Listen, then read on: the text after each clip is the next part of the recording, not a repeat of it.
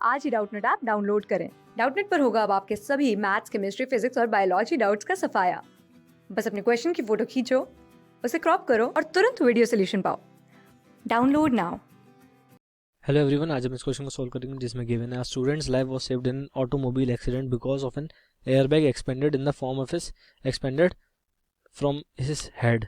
If the car had not been equipped with an airbag, the windshield would have stopped the motion of his head in a much shorter time as compared to the airbag time. Compared to the windshield, the airbag. तो अब बताना है कि देखिए क्या होता है जब हम कार में होते हैं, तो जब हमारा एक्सीडेंट होता है तब अगर एयरबैग ना हो तो क्या होता है, हमारा हेड स्ट्राइक करता है किससे, विंडशील्ड से. और विंडशील्ड क्योंकि ग्लास का होता है तो विंडशील्ड सारा का सारा मोशन लेके शैटर कर देता है खुद को, ठीक है. और उसके लिए क्या है, फिर वो इम्पल्सिव फोर्स लगाता है बैकवर्ड्स. तो इम्पल्सिव फोर्स की वजह से क्या होता है, हमें भी चोट आती है. तो इम्पल्स क्या होता है, चेंज इन मोमेंटम. और इसकी वैल्यू क्या होती है, impulsive average impulsive force, sorry impulsive force times change in time. तो डेल्टा बी की वैल्यू कितनी हो गई, इम्पल्सिव फोर्स को मैं, क्योंकि ये एवरेज इम्पल्सिव फोर्स है ना, हर टाइम पे चेंज हो रहा होगा फोर्स. जितने टाइम मेरा एक्सीडेंट हुआ है उस टाइम में ये फोर्स चेंज होगा, लेकिन इसको मैं एफ एवरेज आई बोल देता हूँ, मतलब F impulsive average impulsive force. तो F A V G I times delta T. Okay. अब क्योंकि देखिए विंडशील्ड और एयरबैग दोनों ही एक ही काम कर रहे हैं कि हमारा जो मोमेंटम है, जैसे मैं स्ट्राइक करता हूँ उस चीज़ पर, तो मेरा पहले कुछ मोमेंटम था. मोमेंटम कितना था, जितना कार का मोमेंटम था, क्योंकि मैं कार के फ्रेम में हूँ इस समय पर. ये कार है हमारे पास, ठीक है.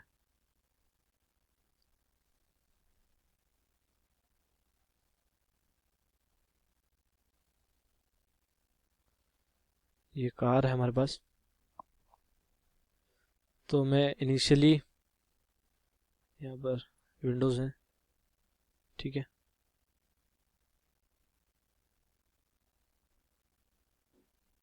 तो इनिशियली हम लोग यहाँ पर जब ड्राइवर सीट पर होते हैं तो स्टीयरिंग व्हील, ओके. तो इसमें क्या है, जैसे ही अभी कार मान लीजिए मूव कर रही है वी से इस डायरेक्शन में, एक्स डायरेक्शन में, पॉजिटिव एक्स डायरेक्शन है और ये वाई डायरेक्शन है. तो कार वी से मूव कर रही है और मैं कार में हूँ तो ग्राउंड रिस्पेक्ट में मैं भी कार की वेलोसिटी से ही मूव कर रहा हूँ, ठीक है, उसी डायरेक्शन में जिस डायरेक्शन में कार मूव कर रही है. तो जैसे ही एक्सीडेंट होता है तो क्या होता है, कार का मोमेंटम हो जाएगा क्या, फाइनल जीरो. और तो ग्राउंड रिस्पेक्ट में मेरा भी मोमेंटम क्या हो जाएगा, जीरो.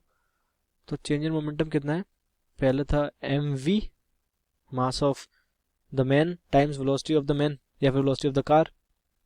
ये है मास ऑफ मैन, क्योंकि मैन के लिए बात कर रहे हैं, मैन को चोट लगने वाली है इसलिए मैन की बात कर रहे हैं. यहाँ पे वेलोसिटी ऑफ मैन जो कि कार के बराबर है, वेलोसिटी ऑफ मैन और वेलोसिटी ऑफ कार दोनों इक्वल है, ठीक है. तो चेंज इन मोमेंटम कितना है, एम वी माइनस फाइनली कितना है, जीरो. तो सॉरी, ये final momentum minus initial momentum होता है, फाइनल मोमेंटम जीरो है और इनिशियल मोमेंटम हमारे पास एम वी था. तो जीरो माइनस एम वी हो जाएगा यहाँ पर, तो minus M V change in momentum. Okay. अब चेंज इन मोमेंटम की वैल्यू तो दोनों के लिए इक्वल है, फॉर विंडशील्ड और change in momentum for what, airbag, दोनों के लिए इक्वल है ये वैल्यू. तो minus M V is equal to minus M V. लेकिन ये क्या था, average impulsive force times change in T, average impulsive force times change in T. For windshield के लिए डब्ल्यू लिख देता हूँ, और average impulsive force times change in T for airbag, ठीक है. तो डेल्टा टी, क्योंकि देखिए इम्पल्सिव फोर्स जब लगेगा विंडशील्ड में, तो एयरबैग में क्या होता है, एयरबैग डिफॉर्मेबल होता है. तो डिफॉर्मेबल होगा इसका मतलब क्या है कि जिस टाइम में मेरा मोमेंटम जीरो हो रहा है, पहले मेरा मोमेंटम एम वी था, अब डिफॉर्म होते होते कुछ टाइम बाद मेरा मोमेंटम हो गया जीरो. तो इसके बीच में जो टाइम लगा वो हुआ एयरबैग का डिफॉर्मेशन, ठीक है, चेंज इन टी. तो एयरबैग में ये वाला टाइम ज़्यादा होता है मोर. और क्योंकि विंडशील्ड में एम वी और पोजीशन मेरी वही है जो मेरी पोजीशन थी फाइनली भी, ठीक है, ये डिफॉर्म बहुत कम होता है, ठीक है, सारे मटेरियल्स कुछ हद तक इलास्टिक होते हैं, तो डिफॉर्मेशन काफ़ी कम है, तो लेस डिफॉर्मेशन है, डिफॉर्मेशन काफ़ी कम है तो टाइम भी काफ़ी कम हो गया। और क्योंकि ये दोनों चीज़ बराबर रहनी थी, इसका मतलब since delta T for windshield is greater than delta T for airbag, sorry ये उल्टा लिख दिया, डेल्टा टी किसका ज़्यादा था, एयरबैग का ज़्यादा था, क्योंकि टाइम पीरियड जितना टाइम पीरियड लगेगा एयरबैग को मोमेंटम जीरो करने में, उससे कहीं कम टाइम विंडशील्ड को लगेगा। इसका मतलब क्या है, यहाँ से क्योंकि इक्वालिटी मेंटेन रहनी चाहिए, इसलिए क्या है, इम्पल्सिव एवरेज इम्पल्सिव फोर्स किसके लिए, क्योंकि ये वाली चीज़ का मतलब average impulsive force for airbag is to, मतलब रेशियो के फॉर्म में लिख लेते हैं इसको, average impulsive force for airbag divided by average impulsive force for windshield equal to delta T for windshield divide by delta T for airbag, ठीक है। अब क्योंकि डेल्टा टी एयरबैग ज़्यादा है डेल्टा टी डब्ल्यू से, इसका मतलब क्या, ये वाली चीज़ क्या हो जाएगी, लेस देन वन, इसका मतलब क्या, फोर्स एवरेज इम्पल्सिव फोर्स जो एयरबैग में आएगा वो कम हो जाएगा average impulsive force for windshield, ठीक है। तो एवरेज इम्पल्सिव फोर्स कम हो गया, इसकी वजह से हमें कम दिक्कत हो रही है एयरबैग में, ओके।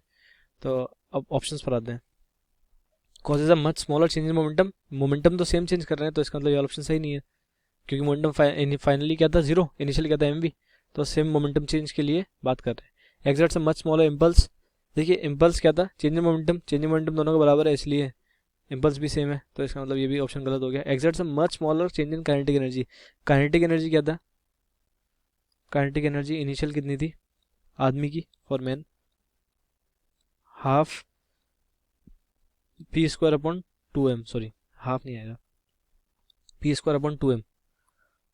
अब क्योंकि फाइनल लिख देते पहले, फिर उसके बाद रेशनल आर्गूमेंट करते हैं। फाइनल कितना था, जीरो, क्योंकि वेलोसिटी जीरो हो गई, तो चेंज इन काइनेटिक एनर्जी कितना हुआ, पी स्क्वायर अपॉन 2m। अब क्योंकि मोमेंटम इनिशियली दोनों के लिए सेम है, दोनों केसेस के लिए, तो ये इनिशियल मोमेंटम ही तो था हमारे पास, P I initial momentum, M V, तो इनिशियल मोमेंटम दोनों के लिए सेम है, इसका मतलब चेंज इन काइनेटिक एनर्जी दोनों के लिए सेम है, तो इसका मतलब ये वाला ऑप्शन भी सही नहीं है। Exerts a much smaller force, हाँ ये बात सही है, क्योंकि हमने यहाँ पे देखा force of average impulsive force of airbag is much smaller than average impulsive force of windshield, तो ये वाली बात, compare to the windshield the airbag exerts a much smaller force than the windshield वाली बिल्कुल सही है। तो इसमें बस यही देखना था, जो फोर्सेज है मतलब मोमेंटम चेंज देखना था, कौन सी चीज़ सेम है वो चेक करनी थी, उस कौन सी चीज़ सेम है वो चेक कर ली, फिर दोनों का टाइम ड्यूरेशन देख लिया, और फिर उसके बाद इम्पल्सिव फोर्स का रेशियोज देख लिए, ठीक है। तो बस ऐसे ही करते हैं क्वेश्चन को, that's it, thank you and I will like the video. Class 6 से 12 से लेके नीट, IIT, जेई मेंस और एडवांस के लेवल तक 10 मिलियन से ज़्यादा स्टूडेंट्स का भरोसा।